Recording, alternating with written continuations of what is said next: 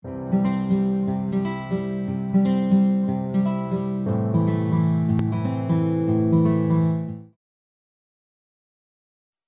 for Ielts practice listening tests. Practice listening test 4.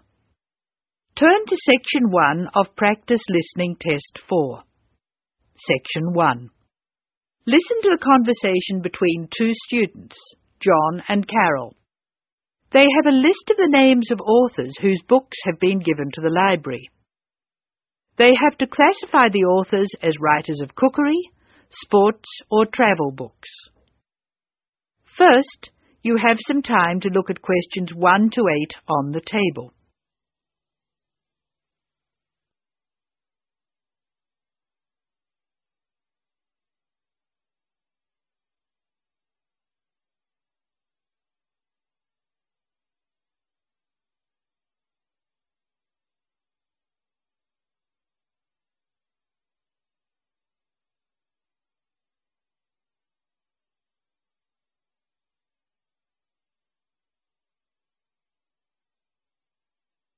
You will see that there is an example which has been done for you.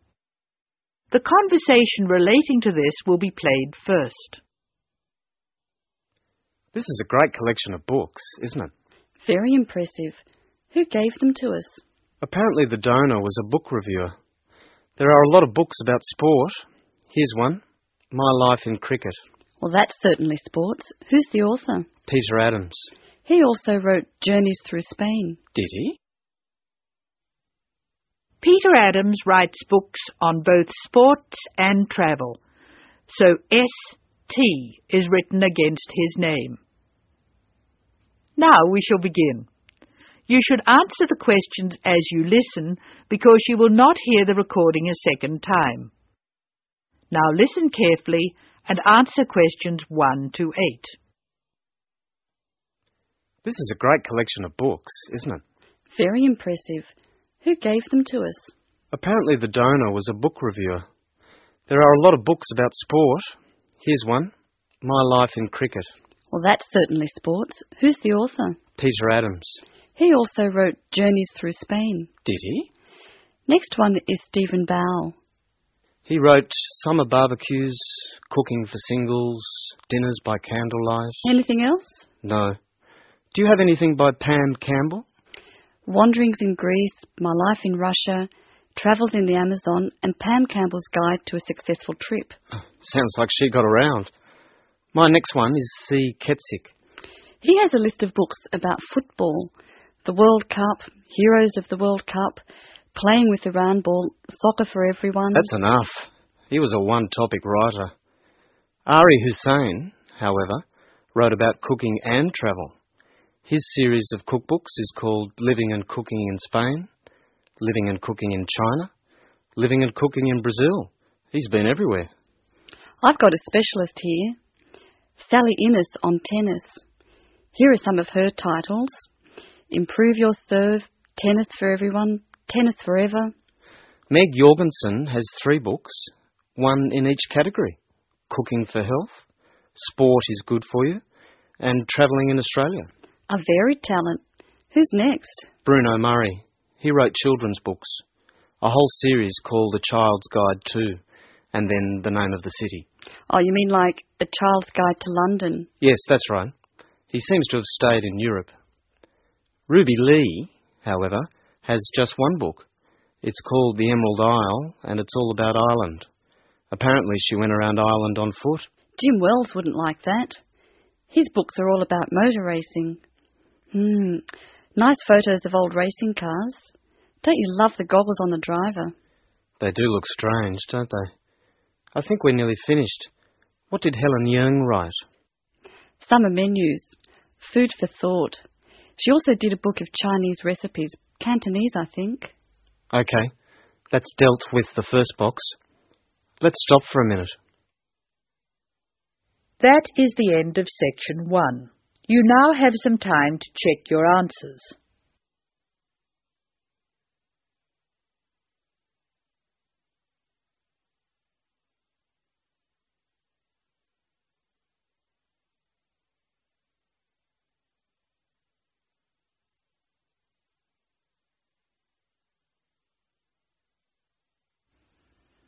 Now turn to Section 2. Section 2. You are going to hear a talk by a student advisor who is inviting new students to a welcoming party. Look at the invitation. Tick if the information is correct or write in the changes. First look at questions 9 to 14.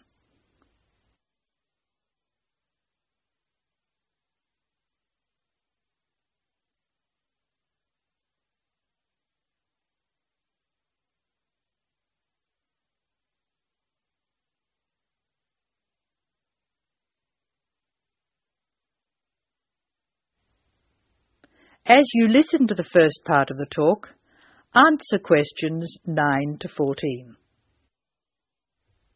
Hello, my name is Dave Burns, and I'm here to tell you about the welcoming party we're having for new students.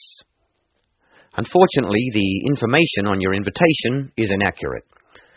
We didn't have enough time to print new invitations, so I'll have to ask you to make changes. To start with, this isn't a welcoming lunch.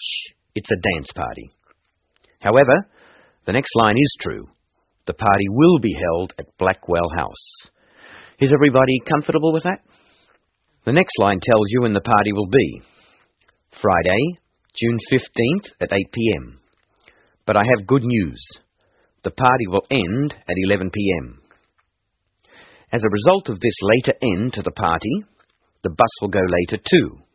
So it should read, free transport to the student hostel is available, leaving Blackwell House at 11:30. And of course, other students may attend, and all students must have their student ID card with them. I hope you can come to the welcoming party. It's a really good way to get to know other students and to learn what it's like to live in this city and to study here. Just one final change. Please let us know by Thursday if you can come. Now listen while Dave Burns gives instructions for students who are going to travel by car to the party. First look at questions 15 to 18.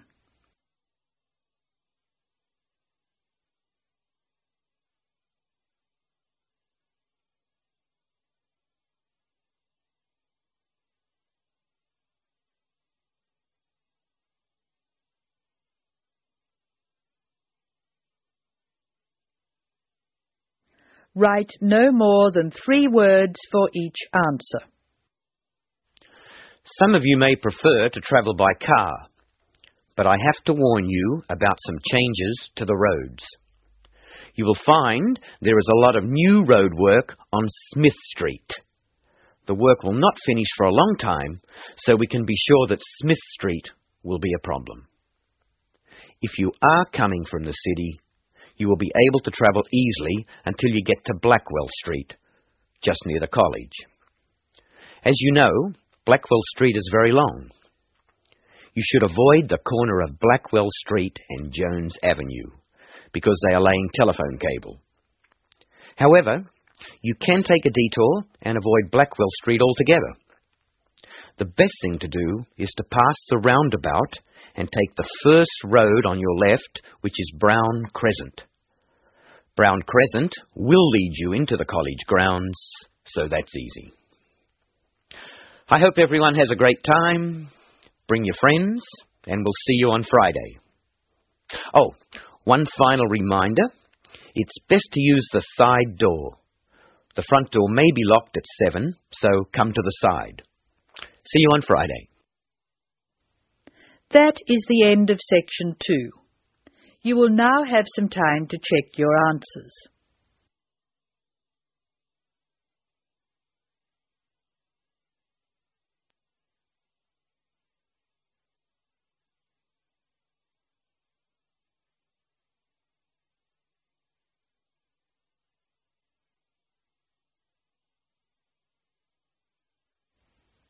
Now turn to Section 3.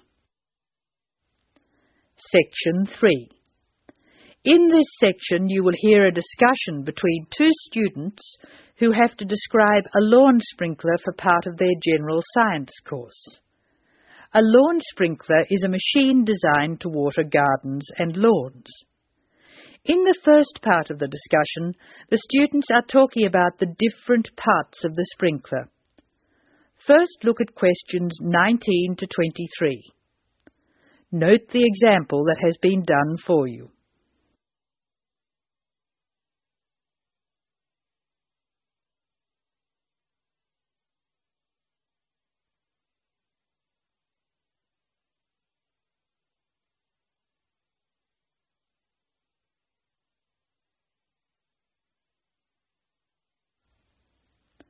Now listen to the conversation and label the parts of the sprinkler on the diagram. Choose from the box. There are more words in the box than you will need. Hello, Scott. I believe you're going to be my partner for this practical session. Have you got the model set up? Yes, it's right here. The instructions say we have to describe it first and label the diagram. I've started from where the water enters the machine. The water enters through a hose pipe and then it turns a water wheel. You can see where the wheel is marked by an arrow pointing upwards. It's called a water wheel because it's designed so the water will catch against the wheel. This action spins a series of gears. How are you going to describe the gears? There are two worm gears, one vertical and one horizontal. The horizontal worm gear drives a circular gear. That gear is connected to a crank which changes the motion. The crank is already labelled. Do you see the two white arrows? I see. Okay. The water has passed across the water wheel. Then what? Okay. Then you could say the water passes through the spray tube. Yes, I see. And the water is then spread over the lawn through holes at the top of the spray tube. How are you going to describe the base? How about this? The sprinkler stands on a base consisting of two metal tubes which join at a hinge at one end and continue into a plastic moulding at the other. That's certainly starting at the bottom. Do you want to mention that there's no water in the base? I don't think that's necessary. If you look at the diagram, it's easy to see that the only metal tube to contain water is the spray tube. You can actually see the water coming out of it. Now listen while Linda and Scott's instructor, Mark Stewart, talks to them. Answer questions 24 to 29.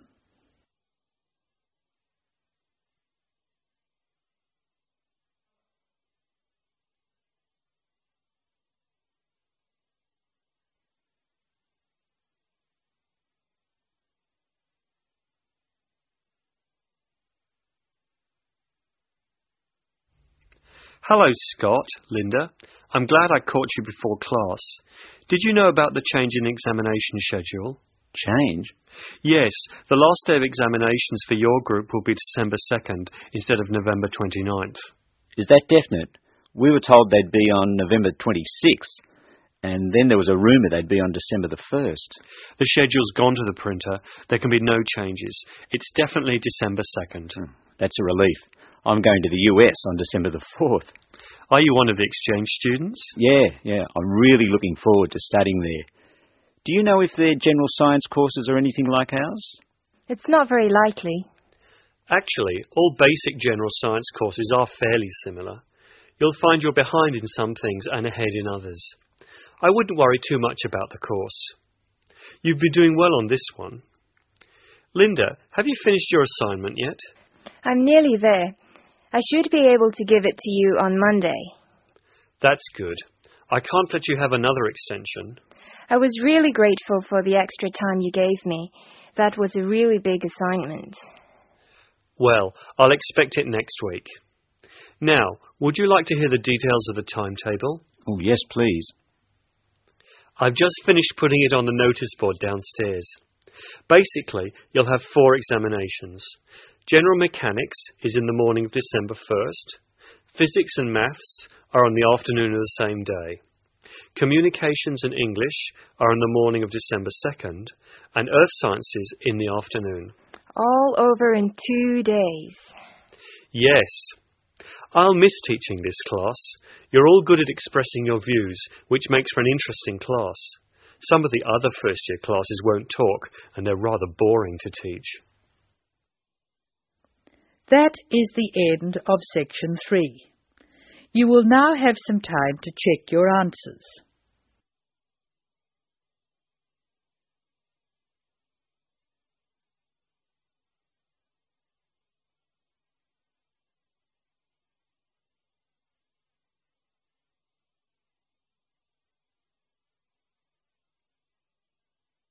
Now turn to Section 4.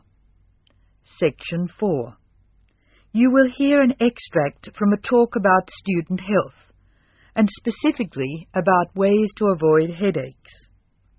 Listen to what the speaker says and complete the summary. First, look at questions 30 to 40.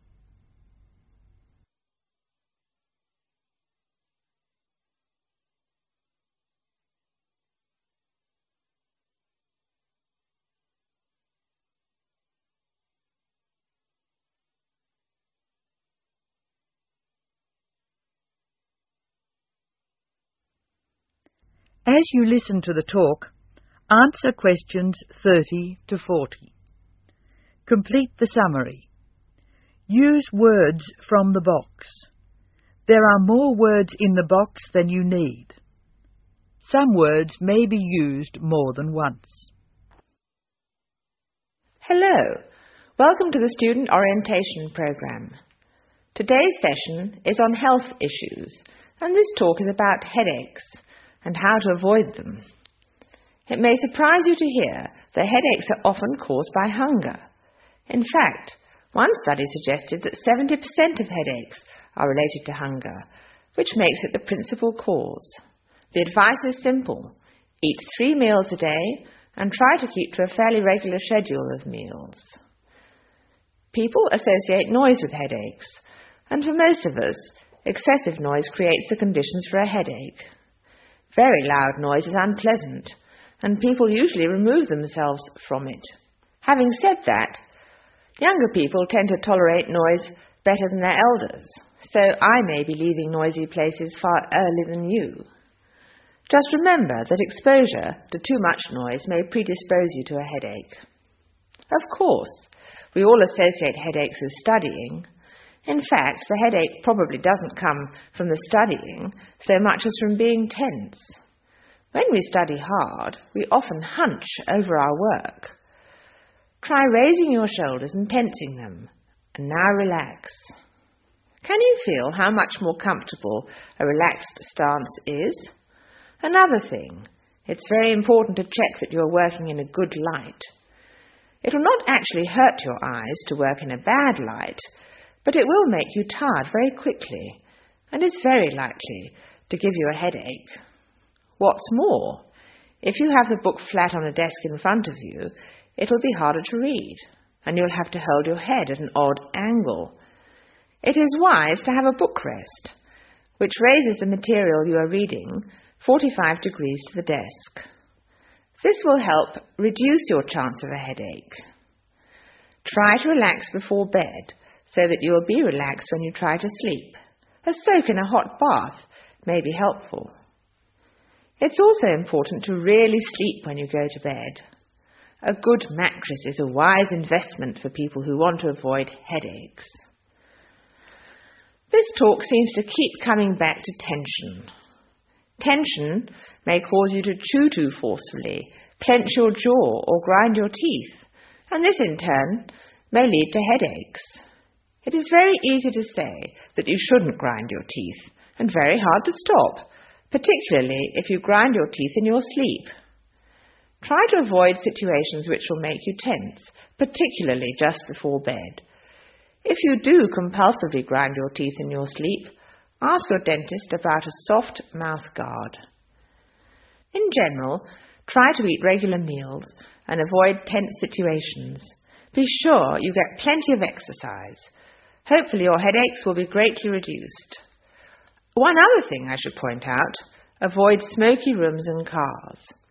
Such places certainly encourage headaches, and the smoke may be doing you quite serious long-term damage. That is the end of section 4. Now you have some time to check your answers.